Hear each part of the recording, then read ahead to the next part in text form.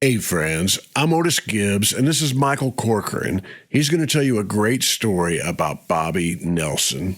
The saddest part of Bobbie's life was that she lost custody of her three sons because she was playing, her husband was Bud Fletcher, and she was playing in his band, playing honky tonks, and the Fletcher family was very well-to-do in Hill County, Texas, up by Hillsboro. And the Nelsons were just, musicians, white trash type things. They were looked down upon.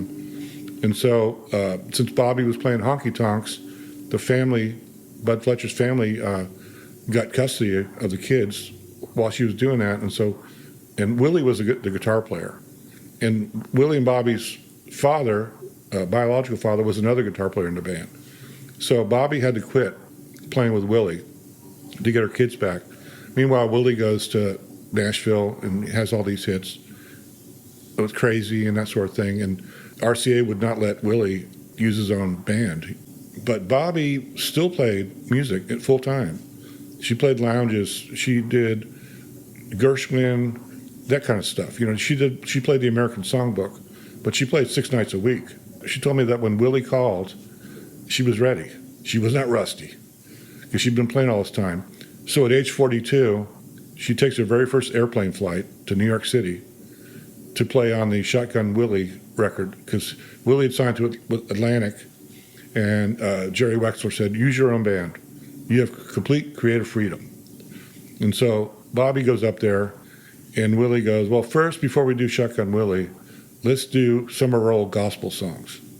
And they did the Troublemaker in one day.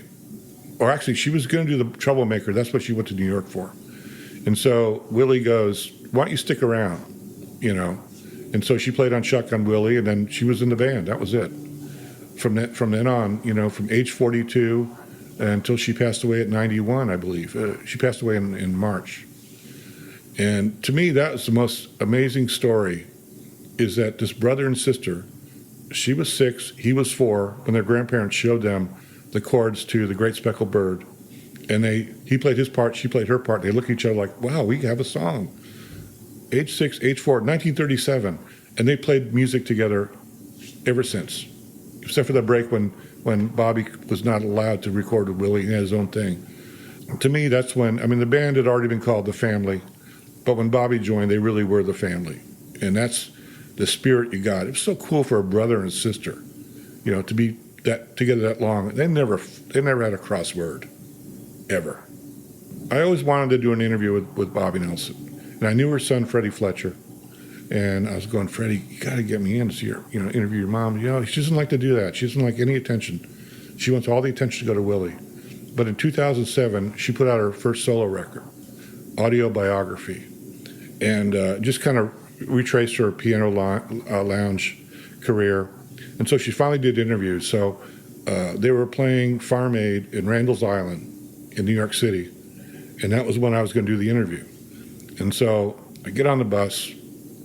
This is probably about noon. Willie doesn't go on till he's on all day, but the set's not till like 8 o'clock, so they had tons of time to kill. I go on the bus, and there's Neil Young smoking a joint with Willie in the booth. I'm going, this is gonna be cool, But Bobbie goes, hold on, And then David Anderson, who is like, if Willie is the West Wing, the Martin Sheen character, David Anderson is Charlie. He does everything for Willie. He's Willie's body man, and he's also Bobbie. So he comes out and goes, come on, we're going to go. She goes, there's so much smoke there. I need a break. And so I'm a little disappointed. So we walk to this kind of a weird army. I think maybe Randall's Island used to be an army base or something. It was kind of like an army office type thing. And we sit down, and the music's bleeding from the side. You can hear all the bands and everything like that. And she is so together. She's just so nice. She's so sweet. There's never any negativity at all. This is when newspapers are starting to realize that they were starting to get into multimedia. So every story had to have a little clip. They want you to take a little camera and make a 30-second clip. So my plan was to have Bobbie. She told me that when she plays with Willie on the bus, she has a keyboard that she pulls out from her bunk and plays with Willie. And I go, that would be great for my little. Let me think of that. She goes, well, I don't know the situation is the bus right now, but come to tomorrow night we're playing a benefit at the Hard Rock Cafe in New York. If you're still in town, I go, yeah. Well, here's my cell phone. Give me a call. Come by the bus at whatever, 7 o'clock, and we'll get you back there. And I go, okay. And so I have a friend in New York. My ex-girlfriend is in New York City, and she's like the only one I knew really that well. And I had an extra ticket to the show, and it was a big deal. So she's with me, and we go, and there's a long line to get on the bus. There's like 40 people. And there's like David Blaine. There's like Stephen Colbert, before he was really famous, when he was still doing the right-wing thing. I mean, there's all these people waiting to get on the bus.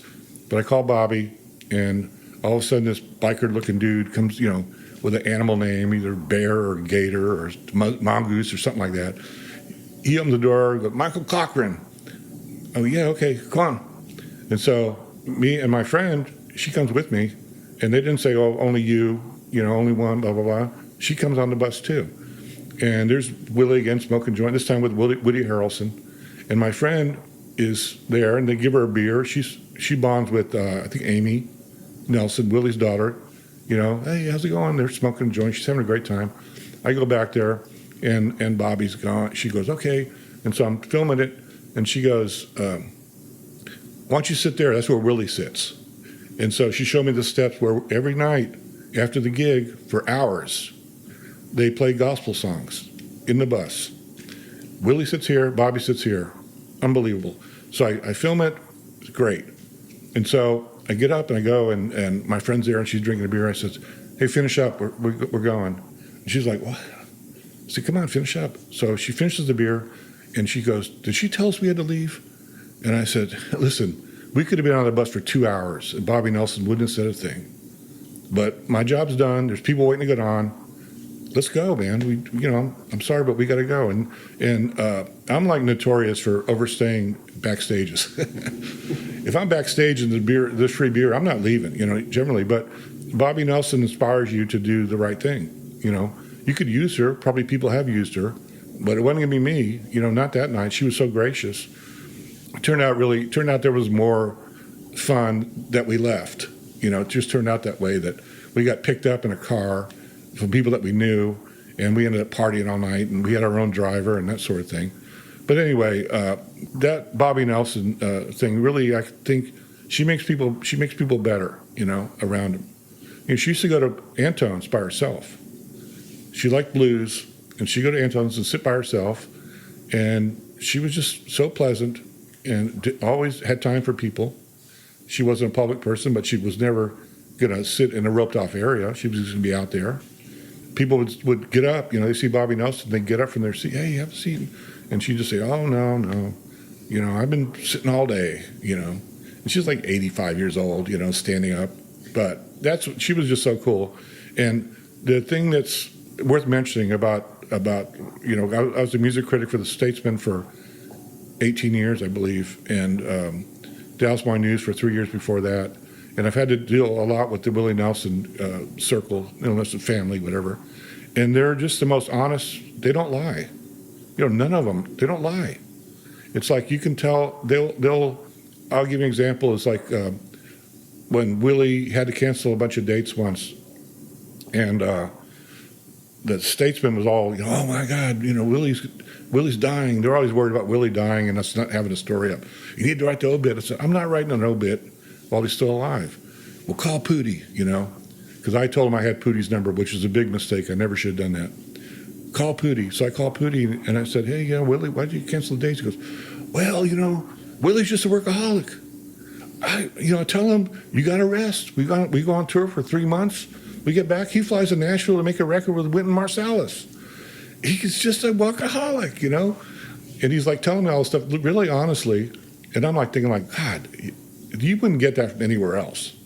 Anywhere else would spin it somehow. Oh no, he's got to work on this thing like that. But he had carpal tunnel syndrome was the thing. And so, and it was like that with everybody, Billy Joe Shaver, same thing. No lies. You guys will tell you the truth flat out. And I think the thing is that Willie wouldn't get you wouldn't get in trouble with Willie if you told the truth. You might get in trouble with him if you told a lie.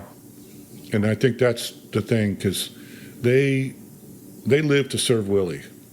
You know, there was never any doubt that Willie was number one concern, and they all were incredible at their jobs. His crew's amazing.